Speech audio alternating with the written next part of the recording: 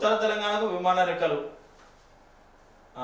2 సంవత్సరాల ఏళ్లలో పూర్తి కానున్న మామునూరు విమానాశ్రయం 2500 మీటర్ల రన్వే, ఆధునిక టెర్మినల్ భవనం, ఎయిర్ ట్రాఫిక్ కంట్రోల్ టవర్ మరియు ఫైర్ స్టేషన్ వంటి అత్యాధునిక వసతులు.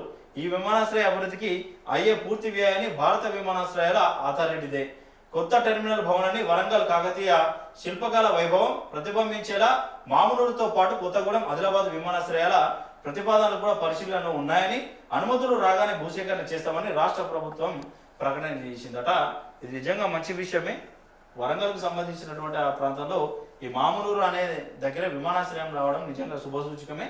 నిజంగానే వీళ్ళు చెప్పినట్టు ఈ 2.5 సంవత్సరాలలో పూర్తి చేస్తే మాత్రం ఈ ఖర్చు వల్ల కేంద్ర ప్రభుత్వం విమానాశ్రయ శాఖ పెట్టుకుంటే మాత్రం నిజంగా సంతోషకరమైన విషయం. ఎందుకంటే మనోళ్ళు ఆల్రెడీ దీనికి సంబంధించినటువంటి భూమి మొత్తం రెడీ చేసి పెట్టింది.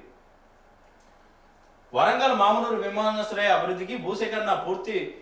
భారత విమానాశ్రయ అథారిటీకి భూముల అధికారిక అప్పగింత. వరంగల్ మామునూరు విమానాశ్రయ అభివృద్ధి కోసం చేపట్టిన భూసేకరణ ప్రక్రియను తెలంగాణ రాష్ట్ర ప్రభుత్వం విజయవంతంగా పూర్తి చేసింది.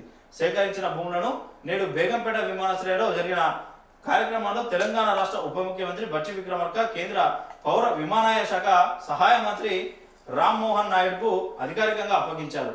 ఈ భూముల అప్పగింత కార్యక్రమానికి మంత్రులు పొంగులేటి శ్రీనివాసరెడ్డి, కొండా సురేఖ, వరంగల్ పార్లమెంటు సభ్యులు కడియం కావ్య, వర్ధన్నపేట ఎమ్మెల్యే నాగరాజు, ఎమ్మెల్సీ బండా ప్రకాష్లు కూడా హాజరయ్యారట. చూద్దాం ఈ వార్త పూర్తిగా. మరి నిజమే ఇట్లా దీంతో పాటు ఇటు ఆదిలాబాద్ కూడా ఒక ప్రతిపాదన తీసుకొస్తారు.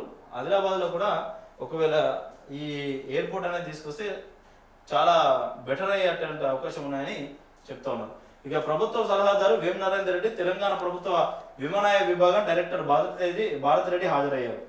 అలాగే రవాణా, రోడ్డు, భవనాల శాఖ ప్రత్యేక ప్రధాన కార్యదర్శి వికాస్ రాజ్, రోడ్డు అండ్ భవనాలు మరియు రవాణా శాఖల సీనియర్ అధికారులు, భారత విమానాశ్రయాల అథారిటీ అధికారులు కూడా పాల్గొన్నారు.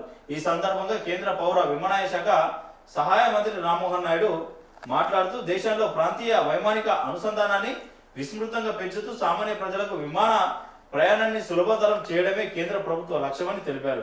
మామునూరు విమానాశ్రయాన్ని త్వరితగతిన కార్యాచరణలోకి తీసుకురావడానికి కేంద్ర ప్రభుత్వం కట్టుబడి ఉందని చెప్పారు. భూసేకరణకు సమయ పాలనతో సమర్థవంతంగా పూర్తి చేసినందుకు తెలంగాణ రాష్ట్ర ప్రభుత్వాన్ని ఆయన అభినందించారు. భూముల అప్పగింత అనంతరం మామునూరు విమానాశ్రయ అభివృద్ధి వ్యయం మొత్తాన్ని భారత విమానాశ్రయ అథారిటీ భరిస్తుందని తెలిపారు.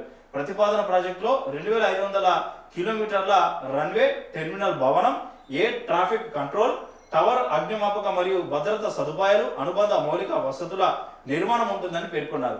నిర్మాణ పనులు ప్రారంభమైన నాటి నుంచి 2.5 సంవత్సరాలలో విమానాశ్రయాన్ని పూర్తి చేయాలని లక్ష్యంగా పెట్టుకున్నట్లు తెలిపారు. మామునూరు విమానాశ్రయ టెర్మినల్ భవనాన్ని కాకతీయ శిల్పకళ సాంస్కృతిక వారసత్వాన్ని ప్రతిబింబించేలా రూపకల్పన చేస్తామని కేంద్ర మంత్రి తెలిపారు. ఇది కేవలం రవాణా సదుపాయంగా కాకుండా ప్రాంతీయ గుర్తింపులకు ప్రతిబింబించేలా ప్రతీకగా నిలుస్తుందని అన్నారు. శంషాబాద్ విమానాశ్రయాన్ని ఉదాహరణగా ప్రస్తావిస్తూ ఒక విమానాశ్రయం ఎలా ఆర్థిక కార్యకలాపాలు, ఉపాధి అవకాశాలు, పెట్టుబడులు మరియు పట్టణాభివృద్ధికి దోహదపడుతుందో వివరించారు. అదేవిధంగా మామునూరు విమానాశ్రయం వరంగల్తో పాటు ఉత్తర తెలంగాణ ప్రాంత అభివృద్ధికి దిశానిర్దేశం చేస్తుందని అన్నారు.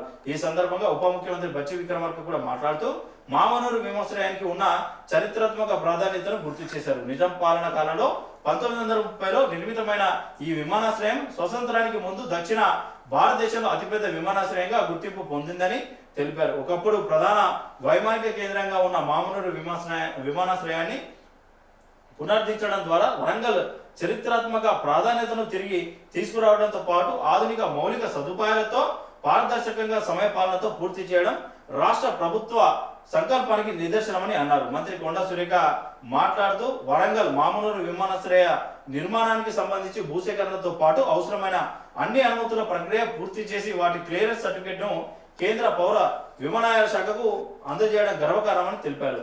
దశాబ్దాల పాటు నిర్లక్ష్యానికి గురైన ఈ చారిత్రాత్మక విమానాశ్రయానికి ప్రస్తుత ముఖ్యమంత్రి వరంగల్ అభివృద్ధి కేంద్రంగా 2వ రాజధానిగా తీర్చిదిద్దాలనే సంకల్పనతో ప్రాధాన్యం కల్పించారని పేర్కొన్నారు. రైతులను ఒప్పించి వారికి న్యాయం చేస్తూ భూసేకరణ పూర్తి చేయడం రాష్ట్ర ప్రభుత్వ సమిష్టి కృషి ఫలితమని అన్నారు. ఈ విమానాశ్రయం ద్వారా పరిశ్రమలు, టెక్స్టైల్స్ పార్కులు, కార్గో రవాణా, పర్యాటకం విస్తరించి వరంగల్, కరీంనగర్, వరంగల్, ఖమ్మం, వరంగల్, హైదరాబాద్ క్యారిడార్ల అభివృద్ధికి దోహదపడుతుందని తెలిపారు. మంత్రి పొంగులేటి శ్రీనివాసరెడ్డి మాట్లాడుతూ వేగంగా అభివృద్ధి చెందుతున్న తెలంగాణ రాష్ట్రానికి ప్రస్తుతం ఒకటే విమానాశ్రయం ఉండటం దురదృష్టకరమని పేర్కొన్నారు. స్థానిక శాసనసభ్యులు రైతుల సహకారాలతో దశాబ్దాలుగా ఎదురు చూస్తున్న వరంగల్ ప్రజల కళను నెరవేర్చడంలో కీలక ముందడుగు పడిందన్నారు. ఇదే విధంగా కొత్తగూడెం ఆదిలాబాద్ విమానాశ్రయాల ప్రతిపాదనలు ఇప్పటికే సమర్పించామని, కేంద్రం నుంచి సాధ్యత అనుమతులు లభించిన వెంటనే భూసేకరణ పూర్తి చేసి రాష్ట్ర ప్రభుత్వం భూమిని అప్పగిస్తుందని స్పష్టం చేశారు. రాష్ట్రంలోనే ఒక చరిత్రక వైమానిక పౌరసత్వం కేంద్రం తిరిగి పునర్జీవనం పోయనుందని సో వీళ్ళు నిన్న మాట్లాడుకుంటూ వచ్చారు. ఉప ముఖ్యమంత్రి బచ్చి విక్రమార్క కానీ, వరంగల్కి సంబంధించినటువంటి కొండా సురేఖ కానీ, ఇటు కేంద్ర మంత్రి ఈయన రామ్మోహన్ నాయుడు. సో దాంతోపాటు ఇటు ఆదిలాబాద్ కొత్తగూడెంలో కూడా విమానాశ్రయాన్ని తీసుకొచ్చేటటువంటి అవకాశం ఉన్నాయని చెప్పేసి వాళ్ళు చెప్తున్నారు. ఎందుకంటే తెలంగాణలో ఉన్నటువంటి రెండే ఎయిర్పోర్ట్లు, ఒకటి బేగంపేట, ఒకటి శంషాబాద్ ఎయిర్పోర్ట్. బేగంపేట ఆల్రెడీ అందులో నడుస్తలేదు, కేవలం ట్రైనింగ్ లేదంటే విఐపీలు ఎవరైనా వస్తేనే దానికి వాడుతూ ఉన్నాం ట్రైనింగ్ కోసం దానికి. సో ప్రధానంగా ఉన్నది ఏంటంటే శంషాబాద్ ఎయిర్పోర్ట్. సో చాలా ఏరియాలలో అక్కడికి రావాలంటే కొన్ని గంటల జర్నీ, నా టైం వృధా అవుతా ఉన్నది. మరొక రోజు ముందొచ్చేటటువంటి అంత దూరం ఉన్నటువంటి ప్రాంతాలు కూడా ఉన్నాయి కాబట్టి ఇటు వరంగల్లో ఒకటి వచ్చినా, అటు ఆదిలాబాద్ కొత్తగూడెంలో వచ్చినా 4 మూలలు కవర్ అయిపోతాయి కాబట్టి స్థానికంగా ఉన్నటువంటి ఎవరైనా ప్రయాణం చేయాలన్నా సులభతరం అవుతుంది. కాబట్టి మరి ఇంత పెద్ద తెలంగాణ రాష్ట్రంలో 4 కోట్ల మంది ఉన్నటువంటి తెలంగాణ రాష్ట్రంలో మరి ఒకటే ఎయిర్పోర్ట్ ఉండడం బాధాకరం, విచారకరం అని చెప్పేసి కేంద్ర మంత్రి రామ్మోహన్ నాయుడు చెప్తూ ఉన్నారు. మొత్తానికి అయితే ఇది ఒకవేళ 2 సంవత్సరాల కంప్లీట్ అయిపోతే ఇక తర్వాత వీటి గురించి ఆలోచించేటువంటి అవకాశం చేస్తారు కావచ్చు. ప్రస్తుతం అయితే ఒకటి పూర్తి చేసిన తర్వాతనే ఇక ఆదిలాబాద్ కొత్తగూడెం దీని గురించి ఆలోచన చేస్తారేమో అని మనకు అనిపిస్తున్నటువంటి ఆలోచన. కానీ మొత్తం మీద ఈ ఒకవేళ ఇది గిట్లా చేయాలి కానీ నిజంగా శుభ పరిణామమే తెలంగాణలో. ఇప్పుడు ఎట్లయినా హైదరాబాద్ తర్వాత అంత పెద్ద రాజధానిగా, అంత పెద్ద సిటీగా మారుతున్నది కేవలం వరంగల్ మాత్రమే. సో డెవలప్ చేస్తే మాత్రం నిజంగా మంచి విషయమే.